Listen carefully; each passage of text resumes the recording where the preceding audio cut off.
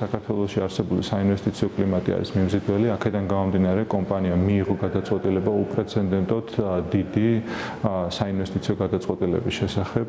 ჩვენ დაახლოებით 360 მეგავატამდე სიმძლავრის პროექტებზე უკვე შევთანხმდით მთავრობასთან ერთად და კომპანია მიმდინარე წელს აქტიურად იწყებს 460 მილიონი დოლარიანი ინვესტიციების განხორციელებას, რაც საქართველოს ელექტროენერგიას, რა თქმა უნდა, ელექტროენერგეტიკის სექტორს შემატებს დამატებით სიმძლავრეს და რა თქმა უნდა კონკურენტულ არიანობას აამაღლებს.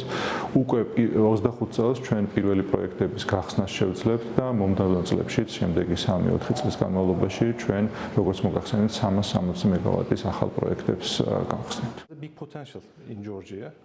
საქართველოს ენერგოსფეროში დიდი პოტენციალი არსებობს. ამ მხრივ მთავრობის მხრიდან გვაქვს მხარდაჭერა.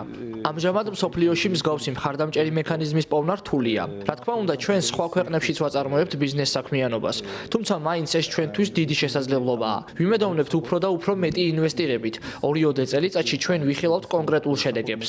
ასევე ვიმედოვნებთ, რომ კიდევ უფრო მეტი კომპანია გამოთქვამს საქართველოში ინვესტირების სურვილს.